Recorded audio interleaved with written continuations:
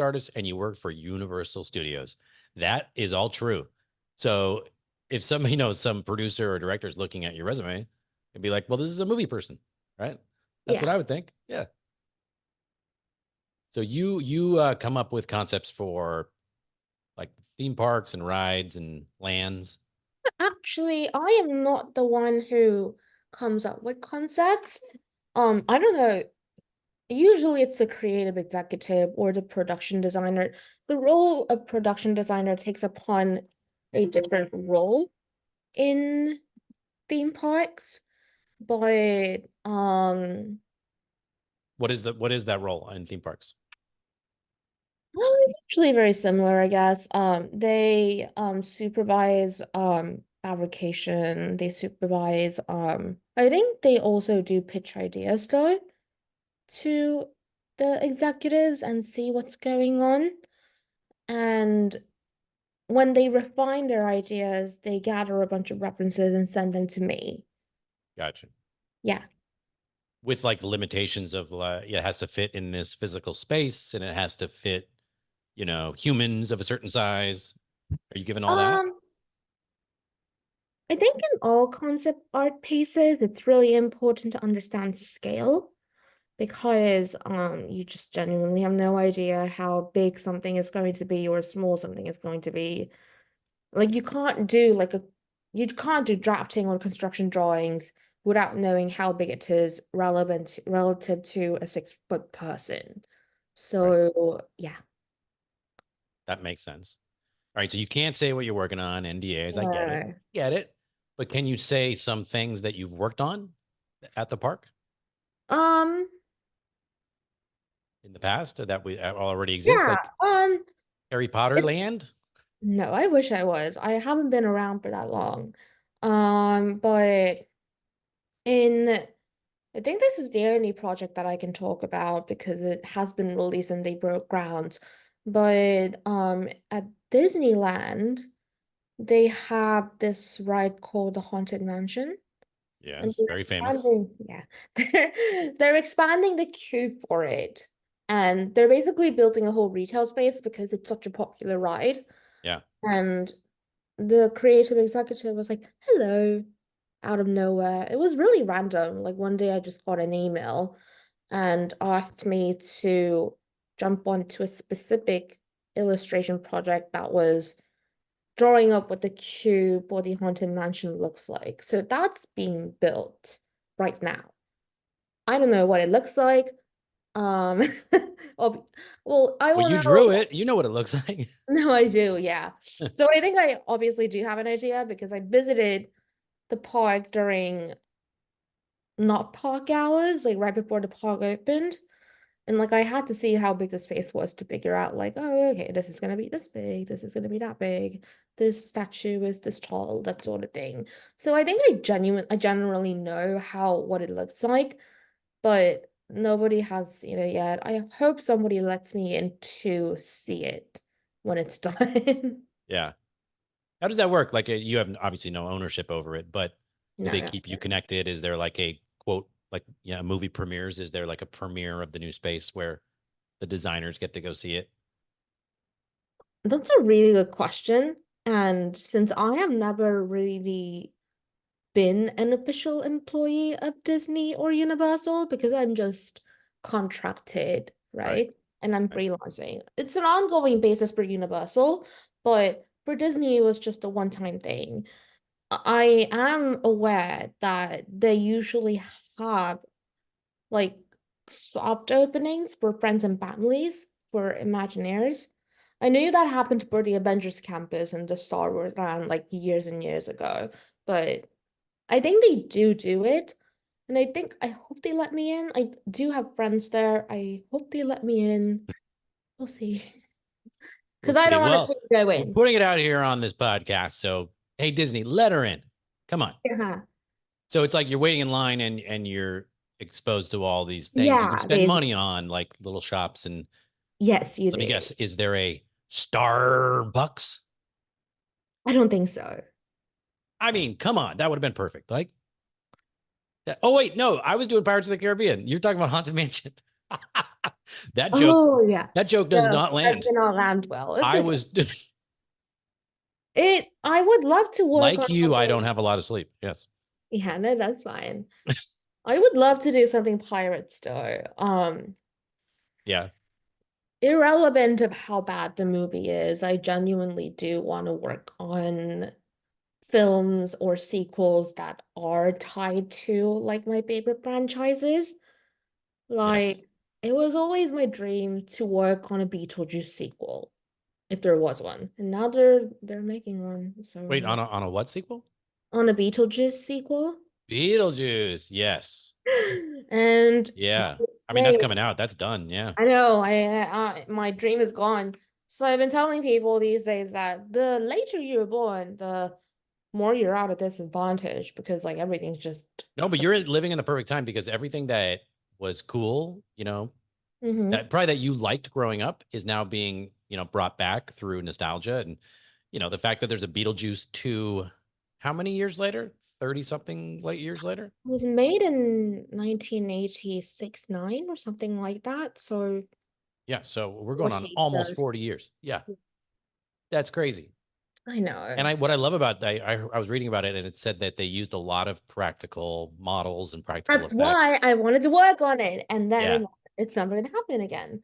I doubt that the sequel is going to be good as the original. And I don't think, given how bad of a shape Tim Burton was in the recent years, I hate to say it. Take Um, that back. I have a lot of faith in him because this is one of the movies that put him on the map. So I think everything that he has put out about this movie, it feels like he's really like trying and he's mhm. like going back to basics in that he's not relying on visual effects. He even mixed up his team, a different cinematographer.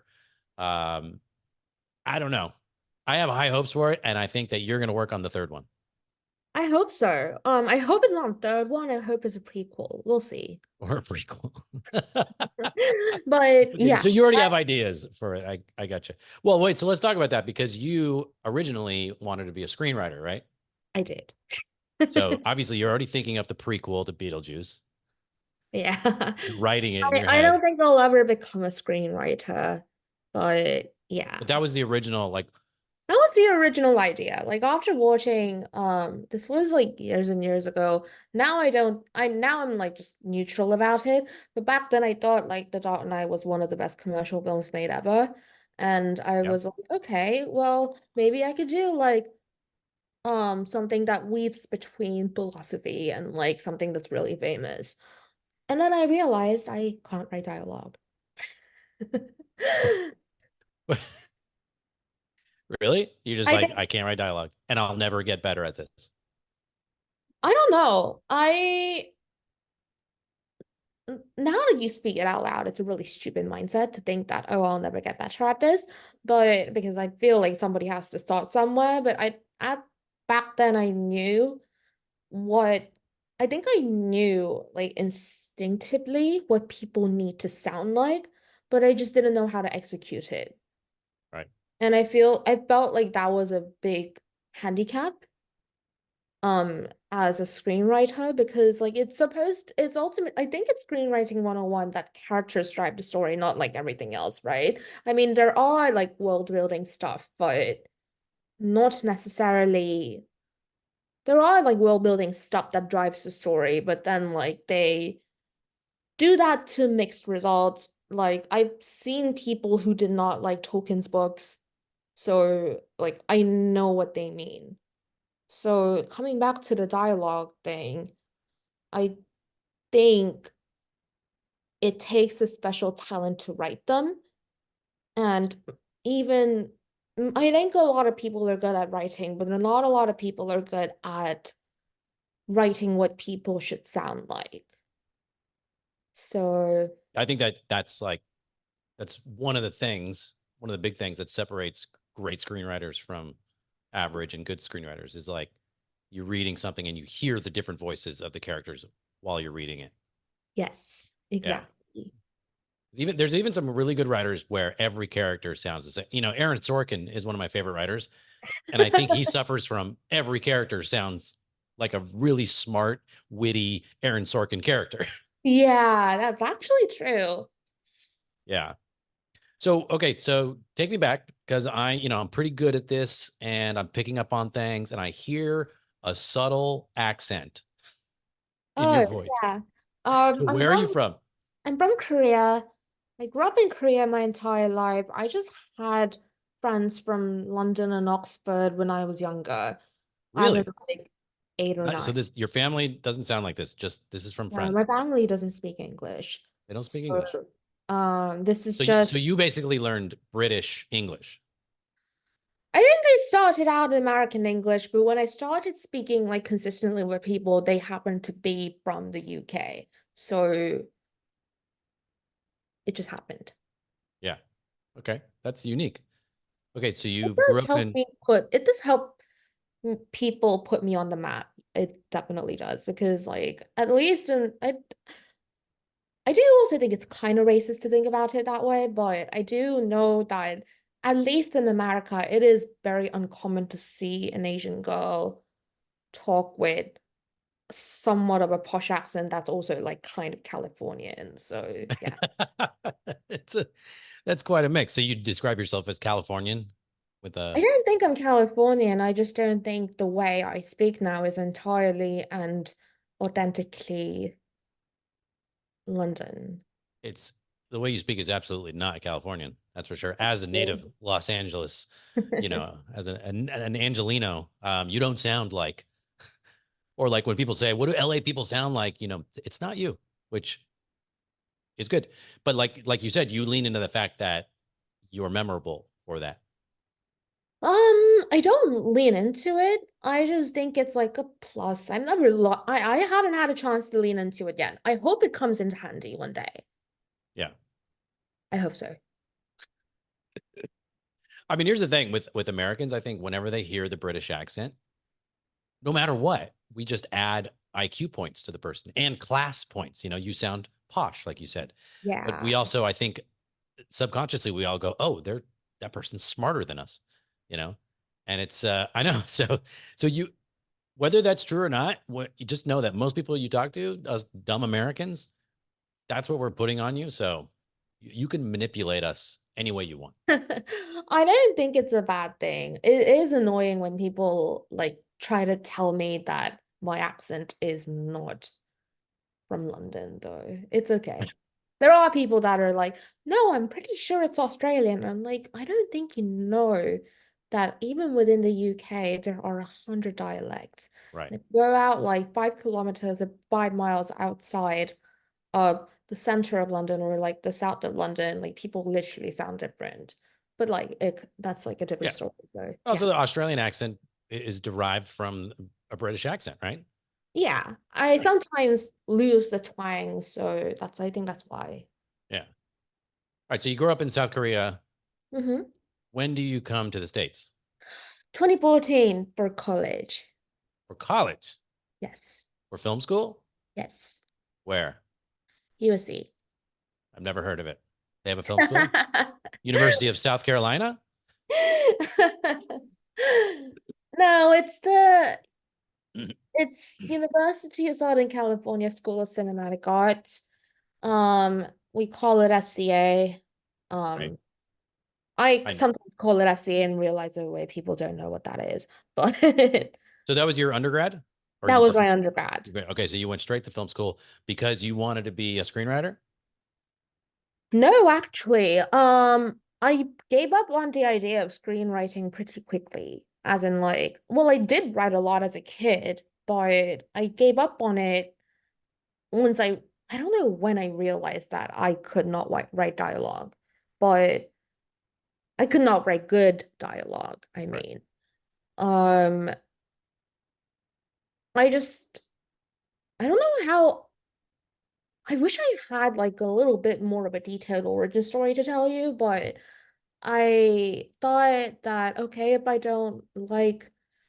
can't do dialogue, what can I do? Then I just realized I liked staring at really pretty stuff. Nice. Really. And that's Yeah. why I liked Beetlejuice. I mean, it's also like a really like well-written campy film, but um But it's beautiful. it Beautifully is designed. Yeah. It is intricately designed. So I was like, okay, maybe I can do artsy stuff, visual stuff. And I don't know why my thought didn't land onto cinematography back then. I did a lot of photography back in the days. Like I did a lot of it, but somehow my mind didn't land on that. It landed on environments. So I came to USC, um, knowing that I wanted to do production design. Not knowing, nobody really knows. I honestly, like now I know that 10 years ago I did not know anything. But back then I wanted to do production design, and I realized that while I was researching, no undergrad, again, I this was a lack of information because I was from Korea. I didn't know how to research, and it's also very hard to research like film schools in general. Right. Uh, I USC, the best film schools don't really have a production design program, at least in the on an undergrad level. We're right. not talking about AFI or like anywhere else. And I think times have changed now, but back then it didn't really focus on production design. So I decided, okay, I don't want to spend my life I don't want to spend my life editing. I don't want to spend my life directing because that's not what I want to do. So I took upon critical studies, the film studies thing, but you still like shoot a lot of films like outside of school. So it's kind of like you get best of both worlds. You watch a lot of films for school and then you just shoot a lot of films outside. But yeah, where am I going with this? Well, so But you picked up on production design. Was that like while you were at USC though? Because USC undergrad is you're kind of doing a little bit of everything, right? yeah, you kind of do a little bit of everything, but I mainly did production design. Oh, okay. So soon after you got in there, you were like, but I you were probably very valuable if, as a I like probably was. you probably you don't remember. Did everybody want you I to design their films? um I I they did. Sometime after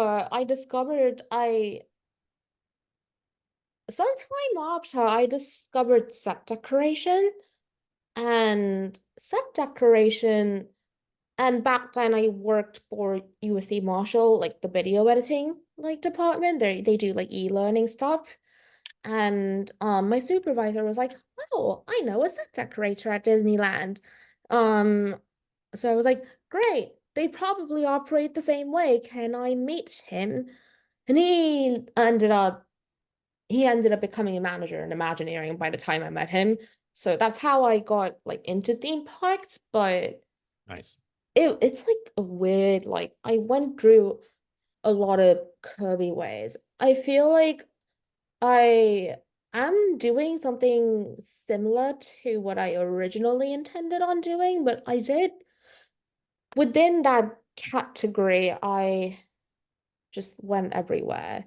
Right. So Which is sometimes more satisfying when you get to just try all kinds of different things within that world that you love, which is, yeah, drawing and painting and art. When did you figure out that concept concept art was a thing, was a job? I think I figured it out when I did this competition called Imaginations for Disney. It's no longer a thing anymore. I don't know why. It was such a good competition, but you have to like draw up concepts that you're pitching, essentially, without going too much detail into it. That's when I realized it was a thing, but I didn't know how to draw back then. So this was 2019. And when I came to grad school at UCLA's School of Theatre, Film and Television, for production design, um, my professor was Andrew Leung. He worked on basically every big blockbuster that you can think of. He worked on Lion King, he worked on both Black Panther movies, he worked on one Spider-Man movie that I cannot remember. He worked on everything, basically. He's like Mm. the concept artist that everybody goes to now. But he taught us Photoshop, and then I was like, oh, I think I like this. because I think there was also a class called Process of Art Direction taught by the supervising art director of Doctor Strange, the second Doctor Strange film, Rachel Condras. And she basically taught us everything that an art director does on a union show. And I realized there was a lot of management. I was like, I don't really know if I am. I wanted to do film because I wanted to do visual stuff. Yeah. Do I really want to manage people? Do I really want to be the Right. like liaison for like You all the want to different you want things? to do it. You don't want to talk about it and see other people do it. You want to Yeah. do it. And it's not like, and then like people would be like, then why didn't you direct? And I'm like, I don't know what stories I want to tell. And I think it's more fun to throw ideas at people and see what sticks. Yeah. So Yeah. concept art seemed natural, but I stopped at it because I started seriously drawing at 2020. So it's been 3 years since I started seriously committing to it, as in like I drew every other day. I casually started it around like 2018. Yeah. And I got really lucky, I guess. So, yes.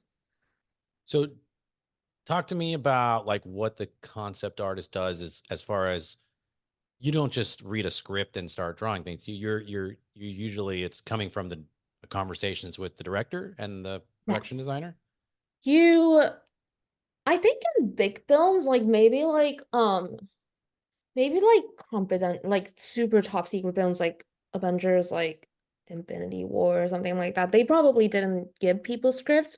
They probably gave Right. somebody prompts. Yeah. Sometimes it comes as a prompt. Okay, so I want you to draw this situation, and It's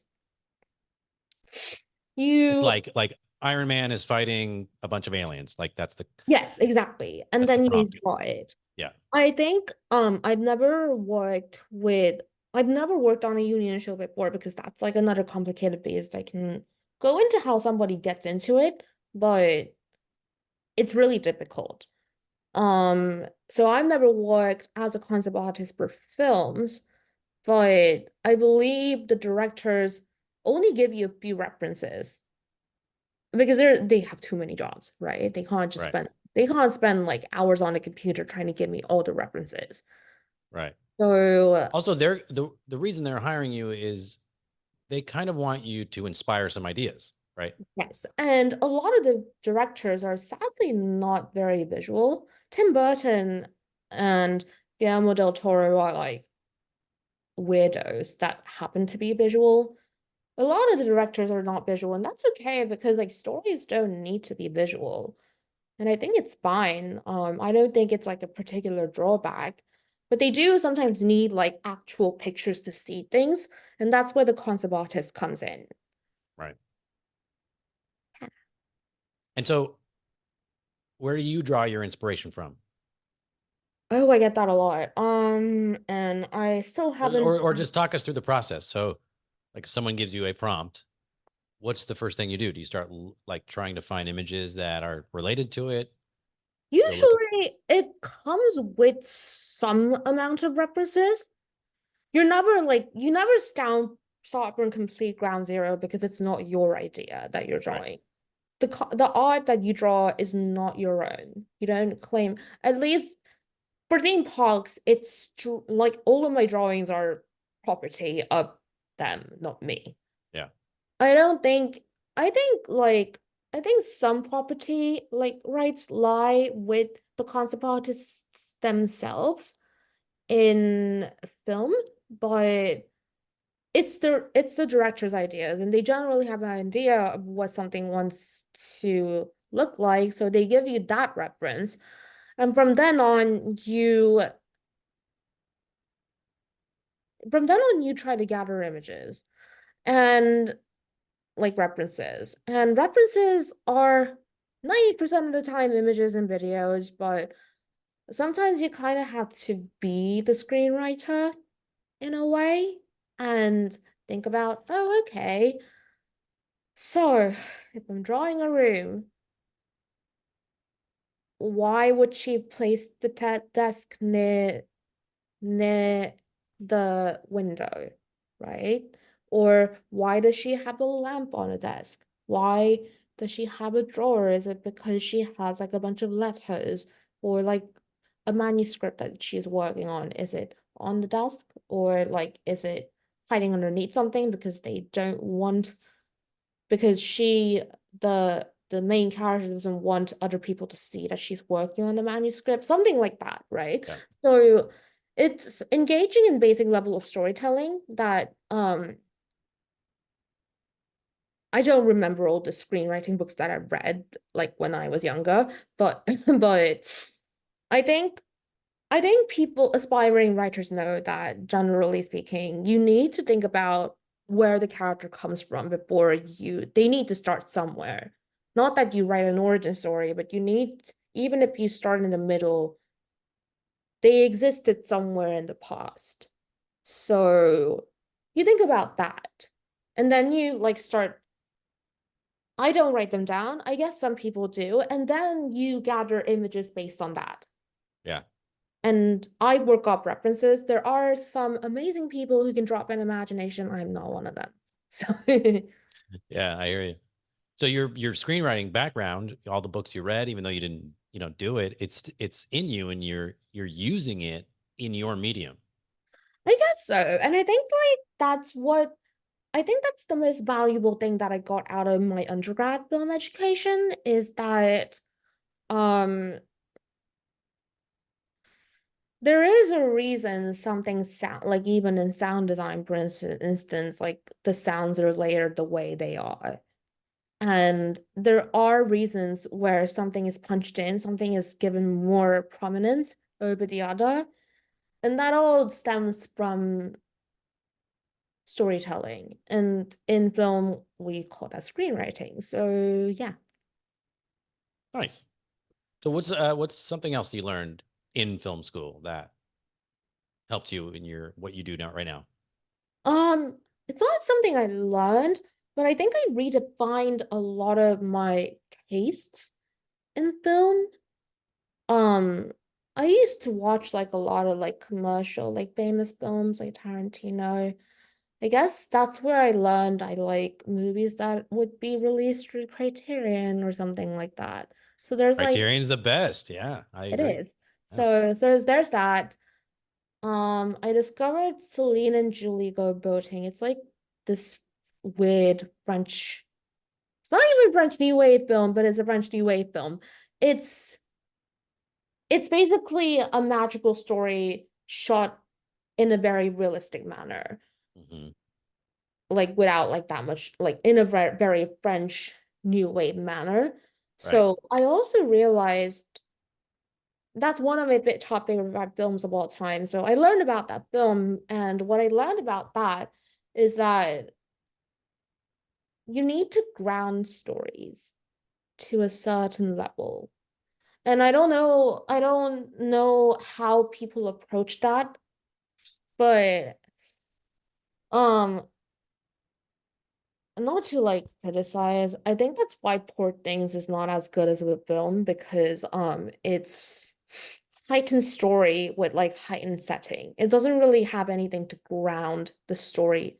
Like I feel like it would have been much more of an effective story if the ridiculous story was happening in a very realistic setting or vice versa. Right. So Yeah. like I think Interesting. I think like certain philosophies like that about like what film should be or what good storytelling should be was what I learned in my undergrad. Yeah. And so what was the moment or the person or like what was that now that you look back on your career, at least to Mhm. where you are now? What was the thing that got you to where you are or got you that first job or was it that professor that you met who became an Imagineering He person? was. He already I was. Yeah. actually think I actually think networking is really important, and I don't think I can stress that enough because ever since I got out of production design grad school last year, none of my jobs I interviewed for, somebody just emails me out of nowhere, or somebody just messages me out of nowhere and be like, hello, somebody will reach out to you. And I'm like, okay. Yeah. I Yeah. Yeah. do. The jobs that you see posted and open, like those, no one ever gets those. I don't know who gets those jobs, but I don't think people ever everyone get I jobs know, like it gets that. jobs. Yeah. Through relationships. Yeah. Yeah. Um, and when I say networking, I also think there is I also think there is value in trying to be authentic in the sense that you try to get to know the person because they like we're not like robots. We're all people. We know what it sounds like when somebody just copied and pasted something in. When you try to really get to know the person and like touch base with them, um they'll remember you in certain ways, Yeah. and they will be impressed with the way that you grew.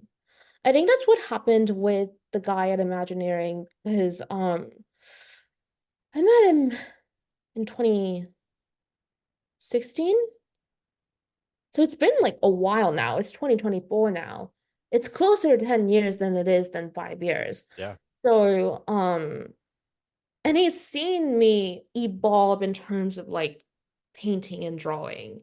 And I think that's when and I think somewhere along the line, he pushed my portfolio to the creative executive at Disney, Mm-hmm. which is what got me hired. So I feel like it's also like really important. And I still like cold email people in the film industry all the time, like in the art department, because that's my thing. Yeah. I just tell him, hi, um, I am I'm an aspiring illustrator, which is what you call a concept artist in the film industry. Yeah. An aspiring illustrator. I want some of your advice on how you as an art director worked with an illustrator. Or like, I want some of your stories about how you worked on La La Land, for instance. I've never met them, but because they're so famous, like the Wascos are so famous, I don't think I'll ever meet them. Oh, But right. There are a couple, right? Sandy yeah, there are a Wasco. couple. Yeah. They're very famous. I don't think Yeah. I'll meet them unless I just organically meet them or get lucky. But you basically do that, right? You just say, "Oh, I was really inspired by this sequence of this." And I think one of the things that I told a supervising art director called Brad Ricker, who worked on Don't Look Up, it's not like the most amazing film ever, but it is very interesting in that the last scene is kind of intimate compared to like the ridiculous like scale of the One where rest they're of sitting the film. around the dinner table. Yeah, that Yeah. scene. And I thought that was like really interesting. And he just told me about everything, how he did something like that. And that when they tell their story, they get invested in you, even though they're like talking about themselves. Yeah. So I think like So that, I really think networking got me to where I am this fast. yeah. So that approach works. I think That it does. I saying who you know. are and you want to hear some stories or you want to know about the process. Yeah, no, Like it definitely works. people I know take the that time and they reach out and they meet with you, and yeah, not everybody does. Some yeah, people are genuinely busy. They don't have time. Because we all know, like when we work in film, we work 12 hours a day, yeah, plus the 2 hours that you go back and forth. So it's 14 hours a day realistically, right? And then when you sometimes you work overtime, you really don't yeah. have it outside of film. Barring some of those exceptions, a lot of the people in the industry are nice. So you try to get to know them. I think it just happened faster in the theme park industry for me, but generally speaking, I try to reach out to a lot of people. I make it a point to do that. In the art department in the film industry, simply because I know it has worked for me in theme parks in the past. Like if you talk to them, let them open up about themselves or their project, they remember you because they're like really thankful that they really paid attention to whatever the hell you did. So I think that's the most valuable lesson I learned, and it's something that a lot of people don't do enough. Yeah. Yeah. Have you gotten to the point where people have reached out to you in that manner? No, not yet. I just got out of grad school last June. It's only Ah, been I I only graduated from UCLA like last year. gotcha. It's not, I don't think I'm at that place yet, but when when somebody does do that one day, I do resolve to try to make the time because I know that these really busy people have made time for me when I Yeah. was clueless. Yeah. Wait, so Like you there went are, to, yeah, I'm sorry, go ahead. yes, Oh, just the fact that you went to grad school, production design grad school. yeah. What happened to AFI on that? Oh, UCLA gave me so much more money. Well, My first choice was AFI. yeah, Um, but I think there was value in going to UCLA because a 3 year long program was generally it gave me a lot more time to learn the craft. yeah, And I think like coming from theater backgrounds really do help because like essentially it is also it doubles as a theater program as well. hmm, I think I really don't think there is a right or wrong answer to how do you become a filmmaker. I see a lot of arguments online about how you shouldn't go to film school because it costs an exorbitant amount of money, which I do agree, it does cost a lot of money. yep, But there are people that went to film school that crafted their philosophy of storytelling the way they did, because like me, because they went to film school, versus sometimes coming from other disciplines help. Because the best set designers or draftsmen who are really good are all like from architecture backgrounds or like theater, like mostly architecture. So I think learning about something else that is not film also helps you make also helps you become a good filmmaker. Yeah, but I think you just have to be really dedicated to what you want to do, what you want to hone, whatever, wherever the hell you are. yeah. For you and for what you were studying, film school was right. In fact, it was so right you did it twice. Yeah. Um, I there was a hot second. I don't regret USC at all. I think it really played into how I see stories in general, but I there was a quick moment that I regretted coming to USC because as you may or may not know, USC doesn't really have a production design program. It is non-existent. Right. So I was like, am I just doing the wrong thing? Am I wasting my time? But I don't think you really are, really. And I think once you get into that mindset of, oh, am I wasting my time? You fail. So I think you just have to do everything to avoid getting into that mindset. And people can do that. They do have the willpower. It's just easy to fall privy to it. Right. Right. The other good thing about film schools, people say sometimes, and maybe it takes a while to realize it, are the people that you meet, the other your colleagues, in class with you, right? And Mhm. those sometimes lead to relationships and professional relationships. Have you worked with anyone from SC, or I know you just graduated UCLA? Um, Not really because when I graduated from USC in 2018 and went back to Korea in 2020, it was COVID. And when I came into grad school in 2020, and graduated last year, I somehow just got ushered into theme park. So not yet, Right. but I think there is like a 5 year like mark where like people either drop out or they stay in the industry forever.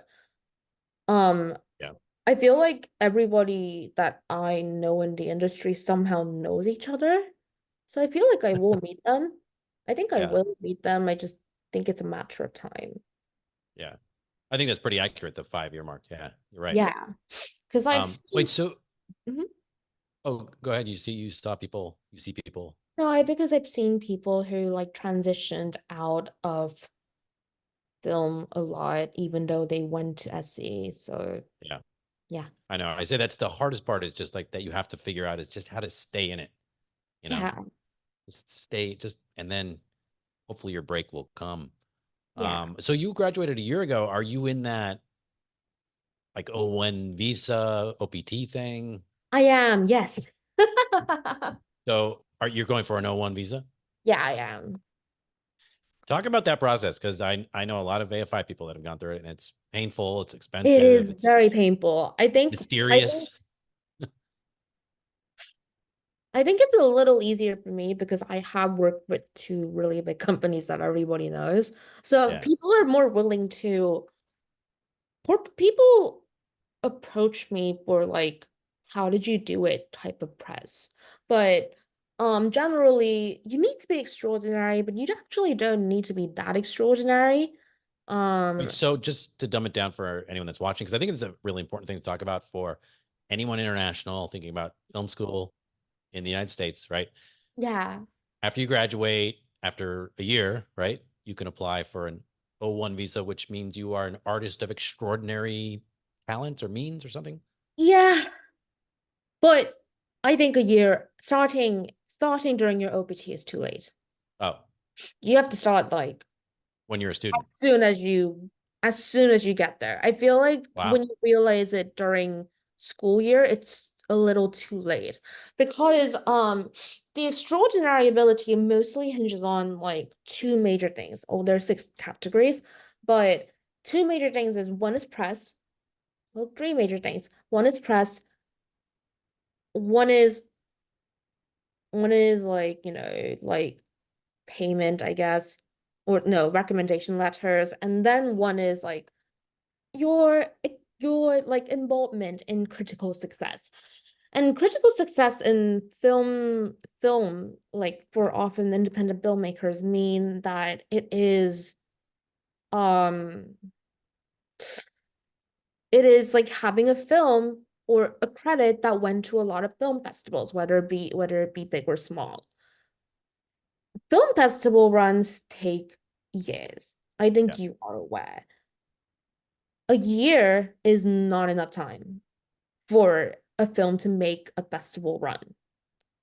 Right. You need I shied away from being like production designers for music videos, independent films, short films, and all that because I just somehow fell into illustration really quickly.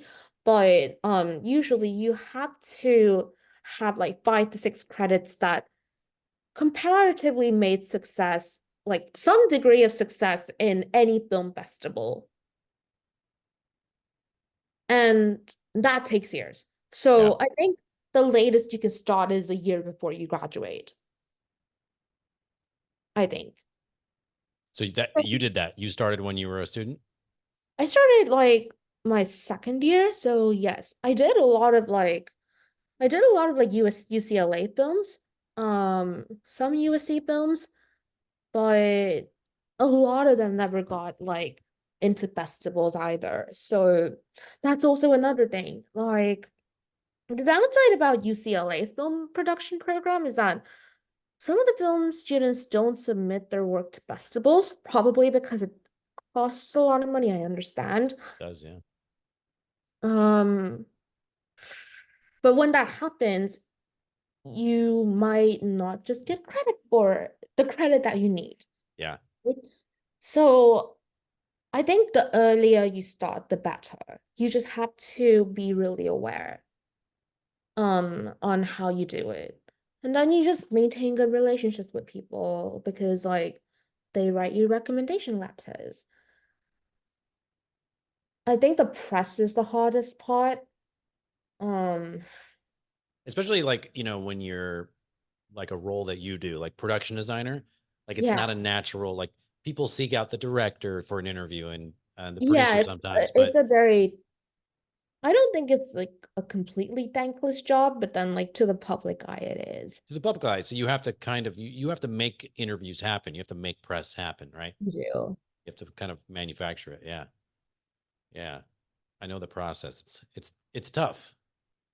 I think that's when then again I think that's when like the earlier thing I talked about like reaching out to people really helps because I believe there is a sweet spot where you appeal to people so that they give you a chance to tell them your story. Yeah. You just have to be really mindful of what people want to hear, I think. Yeah. Well said. Well said. Okay. So we're talking about the past. We'll end with the future. And I'm Mhm. sure this is very relevant in your world, but Mhm. talk about AI and how that's going to affect like concept art, right? And really impact the world that you're in. I don't think it's going to impact the world I'm in. I know, yes. On a lower level, like production, I think AI will replace some opportunities, but I don't think that means like a decimation of opportunities. I've talked about this with many art directors. A lot of us believe that illustrators have the one thing that AI cannot have that human illustrators do is consistency as in and like continuity. Consistency and continuity meaning that when AI generates images, it just like generates image out of like a gigantic vast database. So it's just like kind of random. But then like in a field where storytelling really matters, storytelling is I know there's non-linear and not linear storytelling, but like storytelling is generally linear. Like it just is a matter of like arranging things. It is generally, I would argue that it's generally linear. In such cases, it is important to maintain some continuity, and illustrators can bring that in. It Right. is oftentimes the little details that matter when you do concept art, because when I did the Disney image, I had to focus on the statues and indicate that they were there because they are there in the haunted mansion ride, even though they're not part of the big. It's not the main thing of the queue. The main thing of the queue is the tree in the middle, but still, right? But those are the kind of things that AI cannot just replicate. So think I don't think like I don't think people are completely safe from AI taking away like opportunities. Like I feel like for instance for Sora, like stock photographers and videographers are probably at risk, but then like if it comes down to storytelling, good storytellers know that there needs to be some through line. And human artists do see through that. So I think we should be fine. Maybe in another 50 years we might not be fine, but I think within the next decade, I don't think anything major is going to happen. I want to believe you. I like the optimism. I'm going to believe Yeah. you. I like it. Where do you go for inspiration? Like how do you feed your well for artistic inspiration? That's not I movies. I read, Yeah. I look at a lot of paintings. I You go to museums? I do, yes. Do you I just sketch? Like, are you one of those artists that can't turn it off? And if you're sitting in a cafe, you just start sketching people or things? I do, yeah. My bag always has like a small sketchbook, so yes, I do. I love it. Or like I'm on my phone, like watching like things. I'm not like videos, but like photos. I'm not really that type of person that gets inspiration from videos unless it's a film. But yeah. Is it something that you have to do to keep up? It's like a muscle you have to flex. No, I do think it's important to read and watch movies, but no. I think the only thing that you need to cultivate as an art department personnel is observational skills because we're responsible for creating every little thing that people may not really even care about. Most people don't care about. So I think observational skills are really important. And then like observational skills naturally lend into like drawing and painting. But Yeah. I think I think it matters for all like filmmakers, but yeah. But very important for production design. I mean, the best production designers are thinking like that, right? They observe, but you're observing character, and then you're like, how do I express that through their Yes. environment, right? Mhm. Yeah. What was your favorite production design film of last year? Well, I know it wasn't Poor Things. I think it was Saltburn. Beautiful. Yeah. I do also think Poor Things was like Poor Things pushed the boundaries of design. I just think it wasn't serving the story in the best manner possible. Yeah. There wasn't a consistent like visual design. I felt like kind of like let's just throw everything out there and Yeah, like I think one of the criticisms that it gets is that it feels like it was churned out by Midjourney, and I'm like, yeah. that's such a There you shame. go.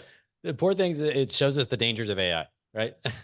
And I'm like, that's such a shame because like behind every film there was a production designer like trying to like scrape their heads out trying to figure out a design that's consistent. And like Yeah. when people say that, that's just like sad. Right. It just did, yeah, you like you said before, it didn't feel like grounded in any kind of reality, I think that's which what it was. yeah, Like it could have been like William Defoe's character. It could have been like Emma Stone, like yeah. whichever, right? But it wasn't doing that. I think that's why it was like kind of met for me.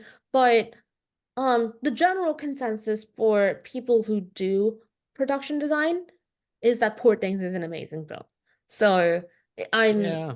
I yeah, always feel like though it's always those movies, the ones that are either like, period pieces or way over the top like that or sci-fi because they're heavily like they're world building, right? yeah, But the ones that get, kind of cast aside are the present day set, like naturalistic movies. Like The Holdovers is I thought was great. And it's a beautiful, like very simple set in the 70s in a boarding school, on the East Coast. And I bet, I mean, I I loved the production design of it because mhm. it felt right. It created that world that you wanted to live in, but you'll never, I don't know if it got nominated or not, but no one's ever going to talk about the production design of that movie because it's not over the top or outlandish. Even Saltburn is kind of like present day in a bit, kind of, Yeah. right? Mhm. But it's over the top because that's the tone of the movie. It's over the top. Yeah, I mean, like I am a very form over function type of person when it comes to work. I Yeah. know I did talk about storytelling a lot, and I seem like I'm the opposite. I am a form over function person. Like I do, like all of the like a lot of the films I like are just pretty for the sake of it. I'm guilty of that too, but It's I do okay. We all like beauty. You said you like to look at pretty things, right? yeah. But then like I think when what stands the test of time usually is something that is grounded. I don't know what that groundedness means for like different people, but it has to be that. Yeah. Rounded. Yeah. That that is a nice way to end this. Yeah. Clara, right? I never even said your name. Is it Clara? Yeah, it's Clara, yes. Clara, Clara. Clara, whatever. Clara. Yeah. And we'll put all the all your like ways to find you. We'll tag the hell out of this. Thanks for doing this. I'm gonna follow your career. Anytime you want to come by AFI and check it out and hang out with the production designers, let me know. Yeah, If the of course. Wascos are ever coming by, I'll let you know. Yeah, you should. They have been there before. Oh, really? Yeah, Yeah. I mean, because we have a pretty renowned design program, they get a lot of cool Yeah. guests coming in to talk. I hope so. So one of my great honors was I got to interview Baz Luhrmann and his wife, Catherine Martin, Ooh. or Elvis, and you know, who is his I production designer. loved Elvis. I know it's also an over the top film, but I feel like that was well But grounded. it fit. Yeah. And so she is the producer, production designer, and costume designer, Catherine Oh, Martin, and that's married to Baz Luhrmann, which is like that's probably the biggest job because yeah. he's crazy. But she's a genius. I Imagine can doing tell. those three things on one movie. I can't even be a production designer. So great. So props to that, really. I genuinely mean it. So yeah. Yes, you can, because you're working on Beetlejuice the prequel. It's I hope called Prequel Juice. We'll work on the I hope title. so. We'll see. Clara, thanks. Enjoy the rest of your night. Try to get some sleep. It was a Yeah, pleasure. thank you so much. It was a pleasure talking to you. All right. Take care. Bye. Bye.